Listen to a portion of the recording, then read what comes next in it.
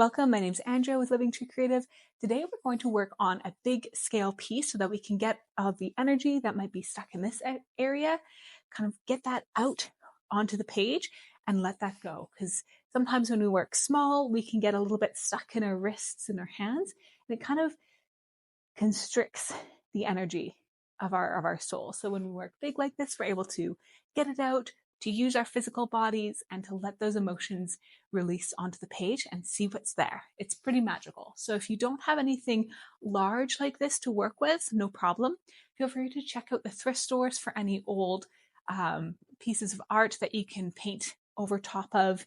Perhaps you want to paint it white or put a gesso layer on it and then paint over top. Gesso is just like a primer. It's like the first coat that you could do if you wanted to, or you could just paint it white. The gesso just helps it stick a little bit better. I'm using paper from the hardware stores. I think that it's perfect, absolutely perfect for painting large scale. We can do our whole bodies like this. So the invitation, when you're painting on a large scale like this, to use larger brushes. It's kind of like, think about if you're to clean a floor with a toothbrush, like you're using like a little teeny tiny thing to clean a big surface area.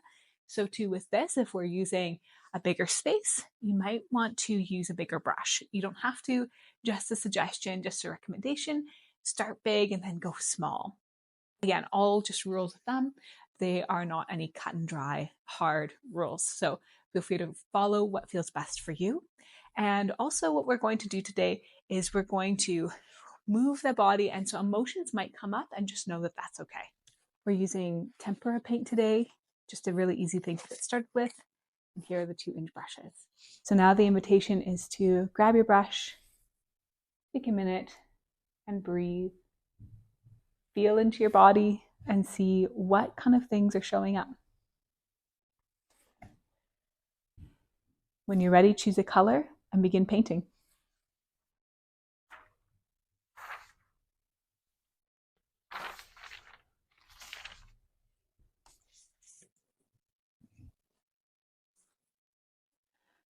So the trick with this is just knowing when it's done, and not what's called mixing mud, where you're mixing all the different colors together, which is okay, but I think that it sometimes lacks the satisfaction that we're maybe going for. And when we're just painting without any sort of, this is what we're going to do, it can get very easy for it to be, very busy, very fast. So take a couple steps back, look at your piece and say, okay, what else does it need? And as you're painting, just see what else unfolds.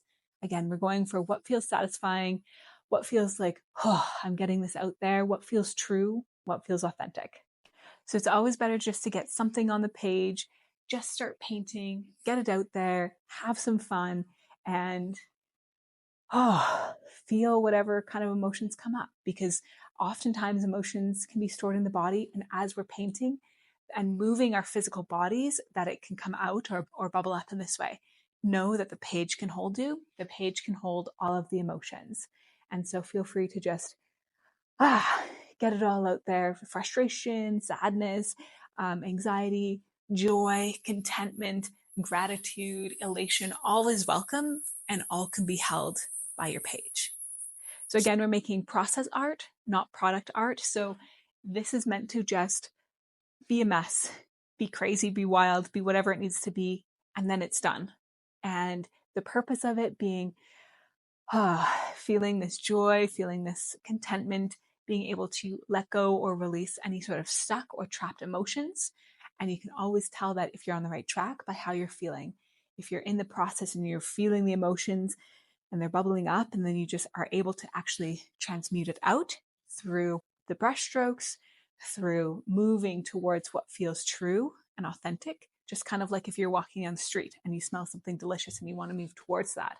It's almost like with our frustration or with our emotions or our sadness or our joy, we want to keep moving towards that without it being overwhelming. We just want to be being able to hold it enough to put it out on the page. So this is going to go to the wayside after, but it is definitely serving its purpose for today. And of course, if you want to go deeper, feel free to check out my video, How to Read Abstract Art, which will tell you how to read the piece that you've created and see what kind of things that your piece is telling you. So until next time, happy creating.